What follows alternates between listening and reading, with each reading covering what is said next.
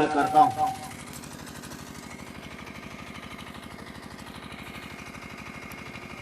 जागृति जय भीम बंधु संघर्ष समिति की ओर से जन जागृति सम्मेलन में हम अपनी बात रखने से पहले बहुजन समाज में जन्मे सभी संतों, गुरुओं एवं महापुरुषों के चरणों में श्रद्धा के सुमन अर्पित करते हुए और मंच पर हमारे बीच विराजमान मंच की शोभा बढ़ा रहे सम्मानित बड़े भाई घनश्याम मेघवाल जी, जिन्होंने राजस्थान प्रदेश में समाज जागृति हेतु एक बहुत बड़ा अभियान चलाकर राजस्थान प्रदेश की धरती पर कई जगह बाबा साहब डॉक्टर अंबेडकर की प्रतिमा लगाकर और समाज को जागरूक करने में अपने जीवन का बड़ा योगदान दिया। इसके लिए मैं इनका धन्यवाद करता हूं। और मंच पर विराजमान दीपाराम जी बेगड़, पूर्व सरपंच श्यामलाल जी फुलवारिया जो रेगर समाज से हैं, आपके जोधपुर जिले के बहुजन समाज पार्टी के जिला अध्यक्ष भी हैं, एक दूसरे साथी अमरलाल जी भील जो हमारे जोधपुर जोन के बहुजन समाज पार्टी के प्रभारी हैं, ओम प्रकाश जी मेहरा जो खास तौर से दुबई में रहते हैं, फिलहाल राजस्थान प्रदेश में 2-3 जगह अपने ग्रेनाइट और मार्बल का व्यवसाय करने के साथ साथ समाज में अपनी सेवाएं दे रहे हैं, जिनका आस्था ग्रेनाइट के नाम से करनूल में भी गोदाम खुला है, जो मंच पर उपस्थित हैं। शंकरलाल जी पापासनी, हनुमान जी लोहिया, दिनेश जी सरपंच आओ, और इधर गोविंद नगर से सरपंच श्रीमती रुक्मा देवी जी,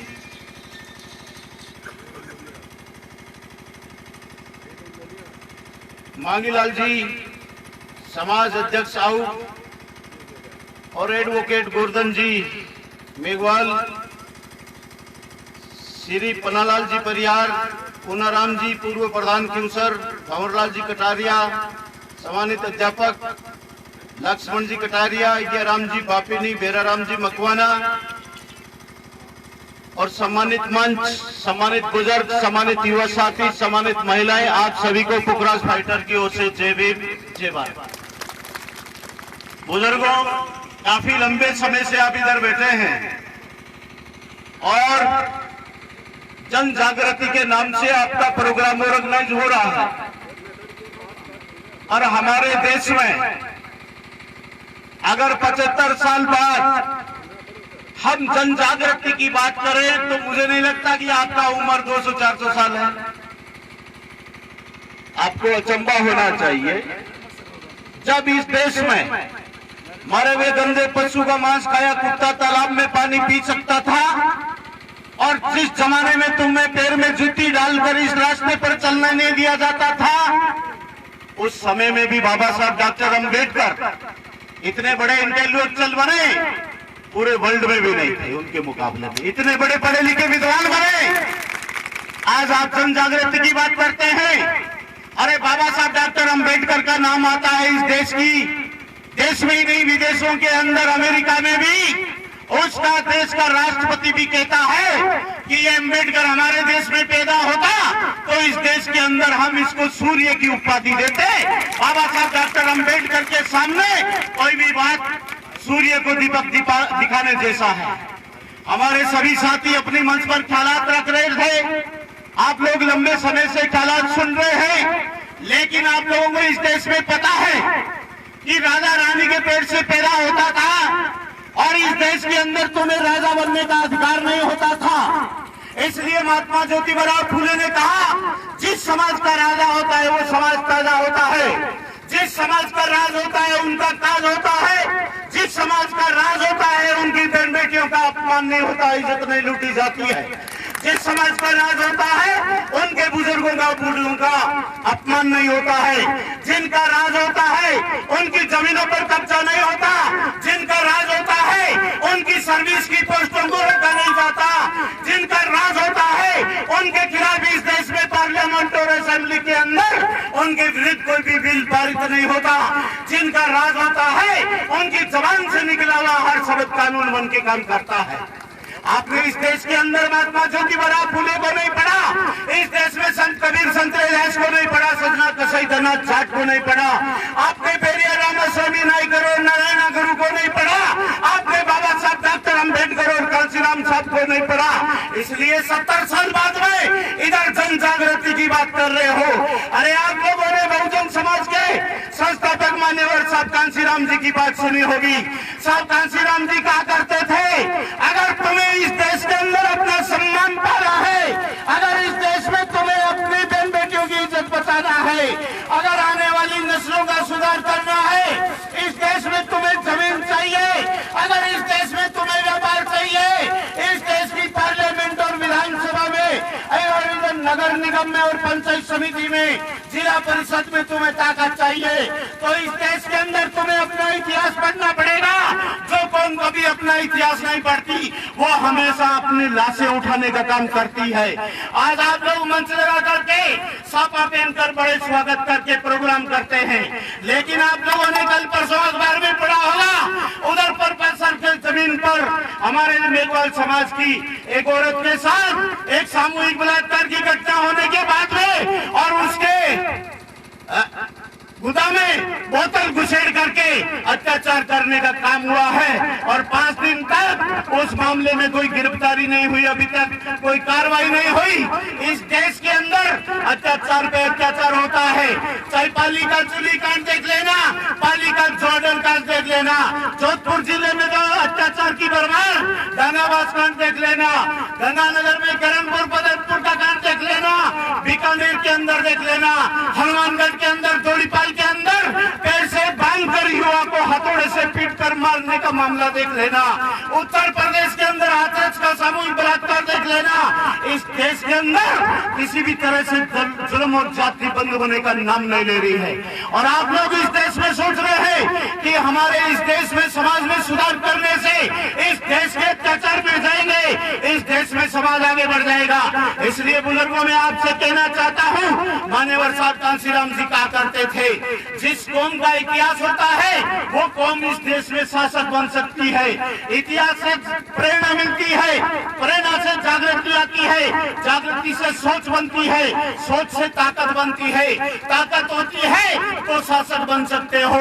आप लोग कमजोर है, इस संसार का नियम है, कमजोर की कोई बात नहीं सुनता, आपको ताकतवर बनना पड़ेगा।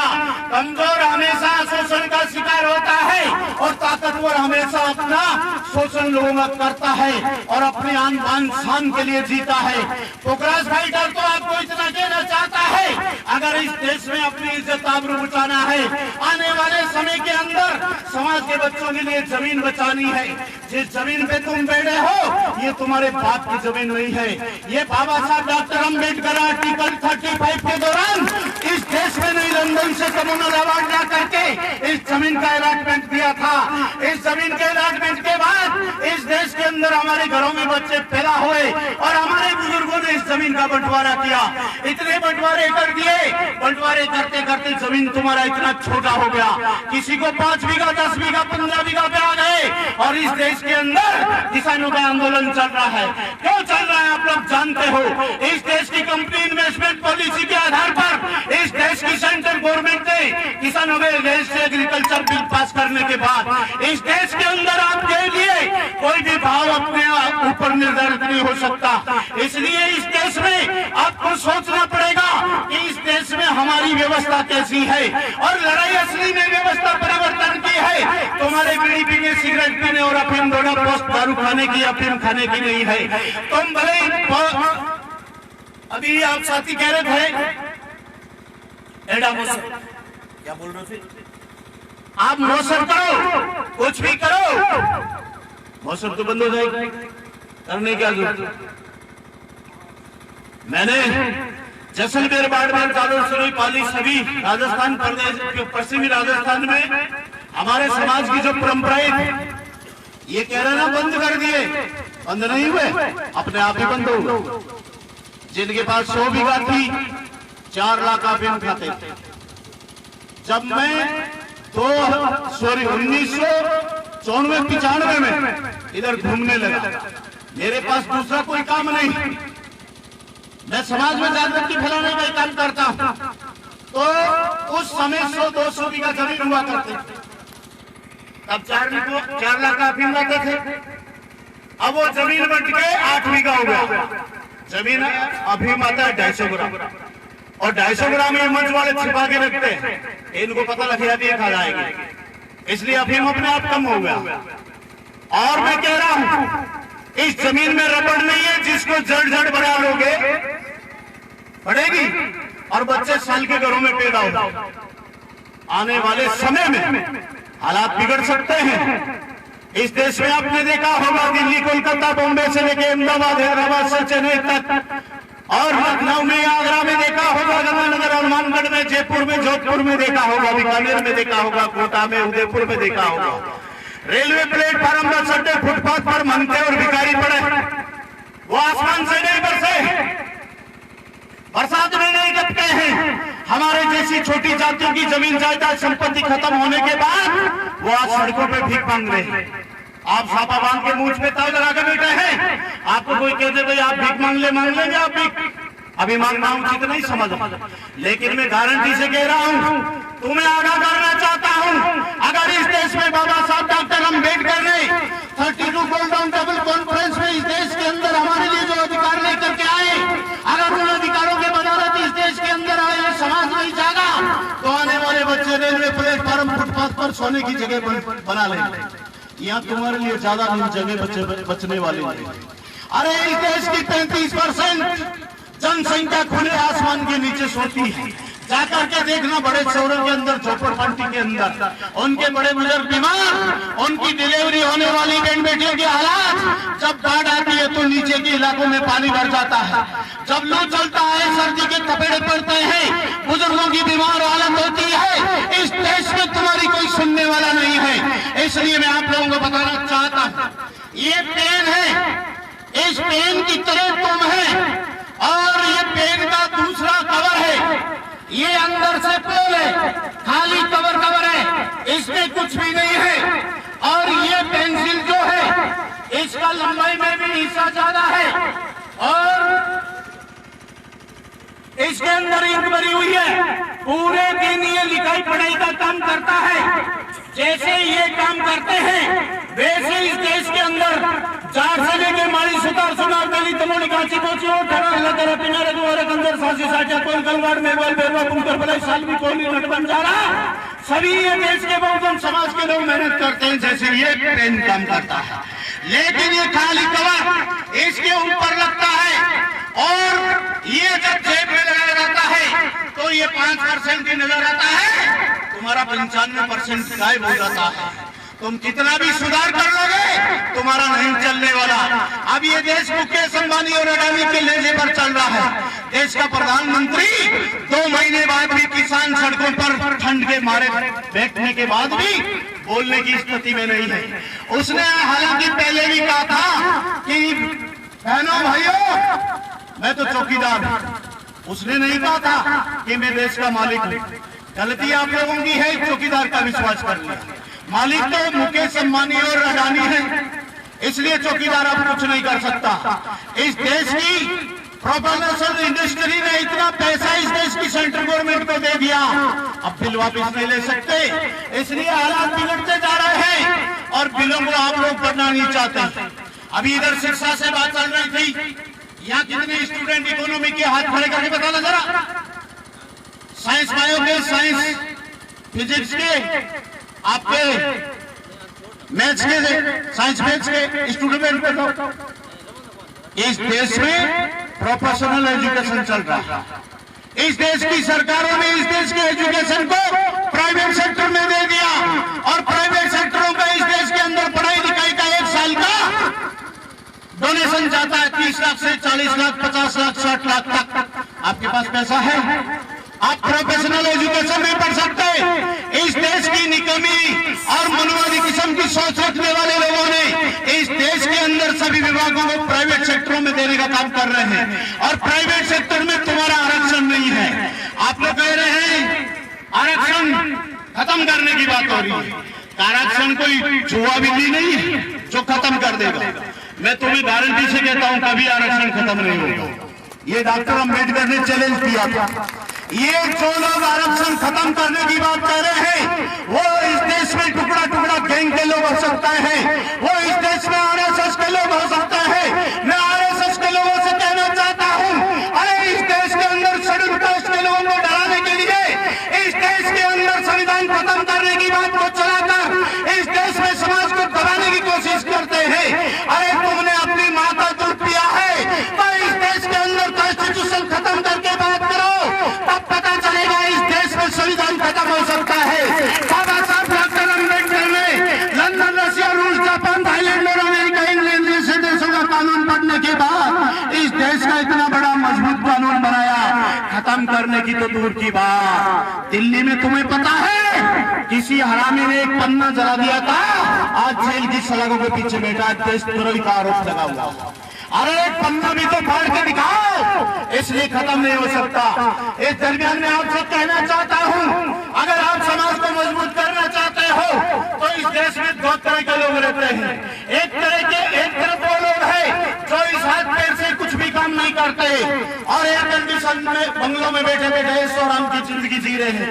उनके बच्चे अमेरिका, इंग्लैंड के अंदर पढ़ रहे हैं, वो सुप्रीम कोर्ट और हाईकोर्ट के जज और वकील बनते हैं, वो इंजीनियर बनता है, डॉक्टर बनता है, वो इस देश का आईएएस और आईपीएस बनता है, इस देश में आरएसएस बनती है। इस देश के ब्यूरोक्रेट्स को उठा करके देखे तो 5% भी आपका कोटा पूरा नहीं मिलेगा, जबकि 16% तुम्हारा कोटा है। इस देश का जुडिशियल जाकर के देख लेना, 462 जजों में से मात्र 442 तो सीधे ब्राह्मण बैठे हैं। तुम चाहे कितनी भी होशियारी करोगे वो 1 मिनट में तुम्हारा फैसला बदल देंगे। अभी किसान 2 महीने से सर्दी मर रहे थे और उन किसानों के अगेंस्ट ऑनरेबल सुप्रीम कोर्ट के द्वारा इस देश के अंदर 2 साल का बिल रोकने का काम किया कि 2 साल बाद भी दिल्ली की सड़कों पर तुम यहाँ बैठ के संघर्ष करना। और मैं कहना चाहता हूँ इस सुप्रीम कोर्ट के जजों को, इस देश के अंदर तुम्हें देश की जनता को रोककर इस देश के अंदर इन पूंजीपतियों की सरकार को क्यों चलाना चाहते हैं? इस देश में हालात ऐसे पैदा हो चुके हैं, देश के प्रधानमंत्री को इस्तीफा देने जैसी हालात पैदा हो चुकी है, लेकिन बीच में इस जुडिशियल के लोगों को घुसाकर इस देश के किसान, मजदूर, कमजोर लोगों की हालात को बिगाड़ने को लगे हुए। इसलिए आपको सोचना पड़ेगा कि इस देश के अंदर ये गन्ना सेठ कौन लोग है, ये पेंट का जो कवर है ये 5% पूंजीपति लोग हैं। कौन है? ये है हिंदुजा मोदी, रिलायंस मोहन, मेकिंग अमरचंद प्रिंस, टाटा, बिरला, इस देश के फिल्म मिनिस्ट्री के लोग, इस देश के सेंट्रल गवर्नमेंट के मिनिस्टर, इस देश के अंदर इनके पास इतना धन है। अगर इन 5% लोगों का धन एक तरफ रख दिया जाए तो इन 95% लोगों से इनका धन ज्यादा निकलेगा, जबकि ये हाथ से कुछ भी काम नहीं करते। इनकी बहन बेटियां डबल बेड के पलंग गद्दों पर टीवी, फ्रिज का मौज मस्ती का जीवन काटती है। उनके घरों में पालतू गिरजी कुत्ते भी गुलगोश पी के बिस्किट खाते हैं। और एक तरफ ये लोग हैं जो 18 घंटा में 24 घंटों में से 18 घंटे चिलचिलाती धूप के अंदर मेहनत करते हैं। उसके बावजूद कुत्ते तो दूर की बात, इनके बच्चे ही नंग धड़ंग नदियों के अंदर रेत उड़ाते घूम रहे हैं। एक तरफ ये लोग हैं जो कुछ भी मेहनत नहीं करते लेकिन ये एरोप्लेन पर सफर करते हैं।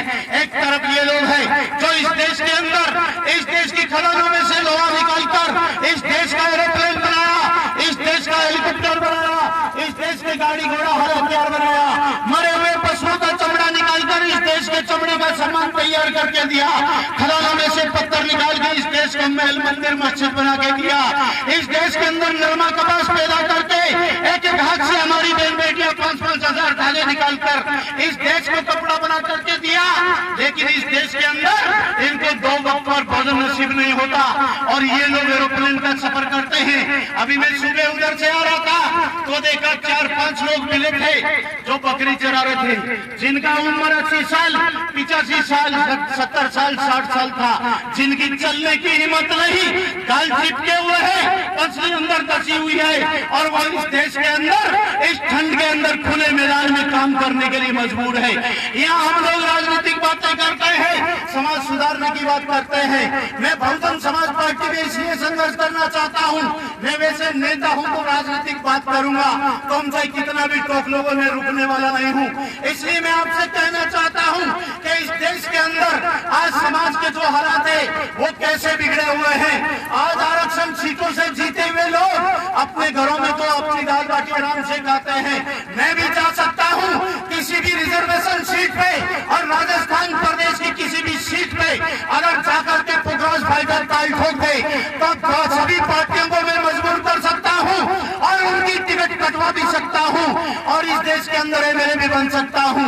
एमएलए नहीं बन सकता तो उन पार्टियों के अंदर चमचागिरी करके भी पैसे कमा सकता हूँ। वैसे मेरे पास एक्स्ट्रा पॉलिसी का माइंड है, मैं सलमान खान के साथ भी 5 स्टार होटल में खाना खा सकता हूँ, लेकिन मैंने सोचा है जब बाबा साहब डॉक्टर अम्बेडकर इस देश में नहीं पूरे विश्व में सबसे बड़े विद्वान थे, उन्होंने अपना जीवन समाज के लिए समर्पित किया। उसको भी एलिजाबेथ महारानी इंग्लैंड ने कहा था, अम्बेडकर तू भारत में क्यों जाता, तेरा अपमान होता है, तुम हमारे देश में रहो, हम तुम्हें गोरी मैम से शादी कराएंगे, तुम्हें हवाई जहाज देंगे, तुम्हें व्हाइट हाउस बंगला देंगे और तुम्हारे लिए नौकरों की व्यवस्था करेंगे। बाबा साहब डॉक्टर अम्बेडकर ने कहा, मैडम मैंने पढ़ाई गोरी मैम से शादी करने के लिए नहीं, इन महल में रहने के लिए नहीं, हवाई जहाज के लिए नहीं, मेरे समाज जो इस देश के अंदर 4000 साल से दबे कुचला समाज है उसके लिए मैंने पढ़ाई की है। इसलिए मैं बहुजन समाज पार्टी के दौरान संघर्ष कर रहा हूँ। मैं एमएलए बनूंगा उस दिन इस देश के अंदर शेड्यूल कास्ट की बहन बेटियों पे बलात्कार जैसी घटना नहीं होगी। अगर हमारी जबान से निकला हुआ शब्द इस देश में अगर कानून बना है, इसका सबूत उत्तर प्रदेश में देख सकते हो। जब इस देश में बहन मायावती समाज की बेटी मुख्यमंत्री थी तो बलात्कार की एक भी घटना नहीं हुई थी। आज वो संत गंगाधारी मुख्यमंत्री है, लेकिन शेड्यूल कास्ट की बहन बेटियों का बलात्कार की इतनी घटना हो गई जिसकी लिस्ट अगर गिनाए तो शाम तक गिन भी नहीं पाएंगे, इतनी लंबी लिस्ट हो गई। इसलिए आप लोगों को सोचना है कि इस देश के अंदर इन 5% पूंजीपतियों के पास इस देश का जो धन है, उस धन के बदौलत इस देश के अंदर ये व्यवस्था बना रहे हैं और आपके ऊपर लागू कर रहे हैं। अब आप नशा छोड़ देंगे चाहे मौसर नहीं करेंगे, लेकिन बुजुर्गों याद रखना, अगर इस देश के अंदर सरकार घोषणा करती है कि मजदूरों के लिए 300 रुपए की दाढ़ी मजदूरी होगी, मजदूर मस्त, लेकिन मजदूर के पास दिमाग नहीं होता कि ये 300 रुपए की दाढ़ी करने के बाद 400 रुपए बाजार को महंगा कर देते हैं। और आपके घरों में कभी भी हल्दी मिर्ची मसाला धनिया तेल गुड़ चीनी चाय पत्ती लेकर के इस देश में अनाज और कपड़े जूते चमड़े और इस देश में चूना सीमेंट पत्थर को लेकर के आप ये चीजें कभी बंद नहीं कर सकते। इस देश के अंदर इस फैक्ट्रियों में बनने वाली चीजों को इस देश के लोगों ने इतना महंगा कर दिया है, तुम्हें कभी पैसे वाले नहीं बन सकते। अब चाहे कितना भी सुधर जाओ, इस देश में तुम्हारा बचना मुश्किल है। अगर आप सुधरना चाहते हो तो बाबा साहब डॉक्टर अम्बेडकर की बताई बात पर आपको चलना पड़ेगा। बाबा साहब डॉक्टर अम्बेडकर ने कहा, चाल ऐसी चलो कि तुम्हारा नाम हो जाए, कदम ऐसा चलो कि निशान बन जाए और काम ऐसा करो कि तुम्हारी पहचान बन जाए। इस देश में इन गरीबों की अगर पहचान बनानी है तो इस देश में तुम्हें लचक के चलना पड़ेगा। किसी शायर ने कहा है, मगरूर है वो आंधियां दरकतों को पटक जाएगी, बचेगी वही साथ जो लचक जाएगी। अगर समय रहते हुए समाज में लचकाना आ गया और समाज समझ गया कि इस देश में हमारे साथ किस तरह का खिलवाड़ हो रहा है, किस तरह की व्यवस्था के आधार पर समाज को दबाया जा रहा है, किस तरह हमारे पढ़े लिखे युवा बेरोजगारों को नौकरी नहीं दे रहे हैं और वो सड़कों पर बेरोजगार होकर के घूम रहे हैं। आज तक सरकार में नौकरी नहीं मिल रही, पढ़े लिखों की इतनी भीड़ इस देश में बढ़ चुकी है, युवा बेरोजगार के नाम से भारत को जाना जाने लगा है। इस देश में पढ़ाई की बात करते हो तो इस देश में ग्रेजुएटों से अगर पूछ लिया जाए कि किसी भी डिपार्टमेंट का एप्लीकेशन फाइल करना है तो तुम्हें वकीलों के पास जाना पड़ता है।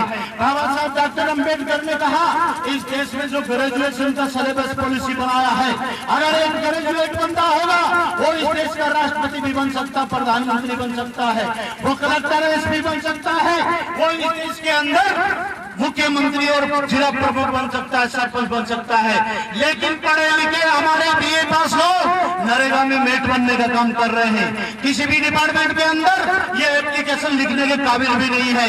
इस तरह की इन्होंने पढ़ाई की है। आप लोगों को पता होना चाहिए इस देश की कोर्ट कचहरी कलेक्ट्री कैसे चलती है, यहाँ का पीडब्ल्यूडी और पीएचडी कैसे चलता है, इधर का बिजली बोर्ड और रेलवे बोर्ड कैसे चलता है, यहाँ का एयरपोर्ट और रेलवे बोर्ड कैसे चलता है, शिक्षा विभाग कैसे चलता है, इसका पोस्ट ऑफिस कैसे चलता है, रक्षा मंत्रालय कैसे चलता है। इस देश के अंदर 40 विभाग जो है वो सेंट्रल गवर्नमेंट के अधीन आते हैं। इनमें से सब में से एक भी आदमी सेंट्रल गवर्नमेंट के डिपार्टमेंट में नहीं मिलेगा।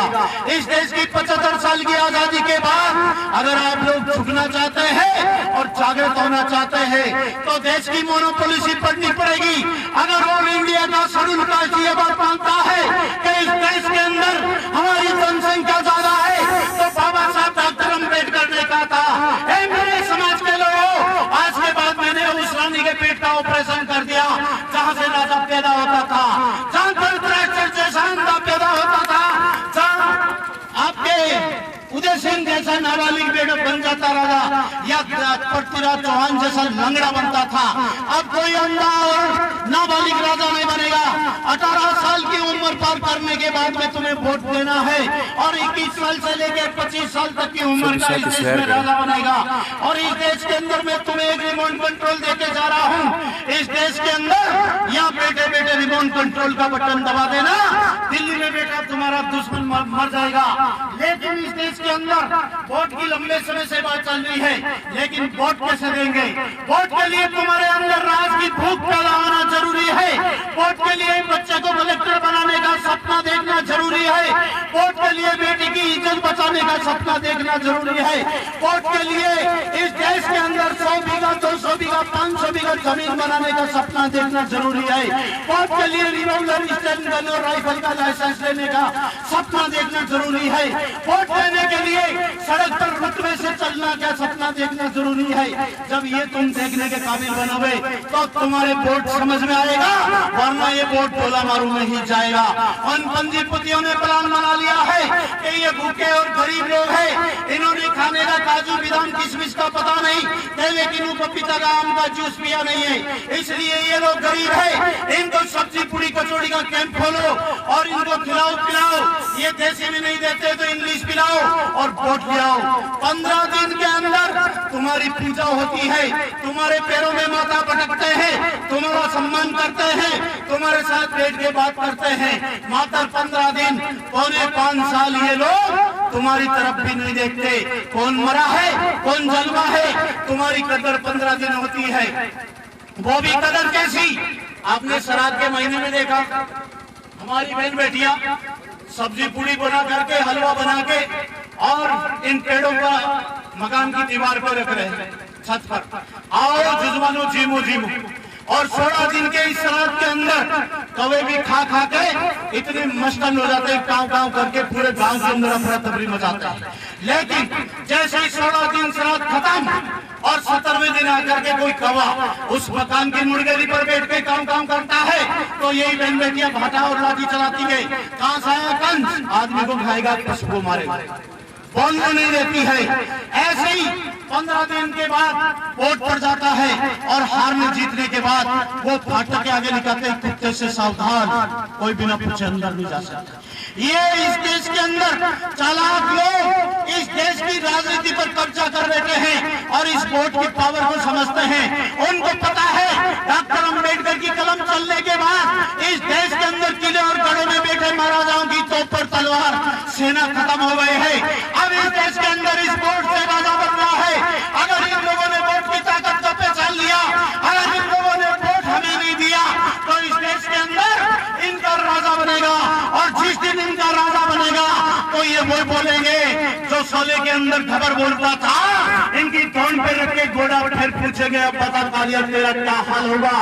इस तरह का इस देश में ये लोग हमारे साथ खिलवाड़ कर सकते हैं। इसलिए चालाक लोगों को पता है कि इनको यही रखना है, खिला पिला के खुश कर दो और इनको मोबाइल दे दो, नेट दे दो। ये नेट चलाते चलाते फेसबुक सोशल मीडिया में अपनी फोटो वायरल करते करते नींद आ जाएगी, इनको पता ही नहीं चलेगा।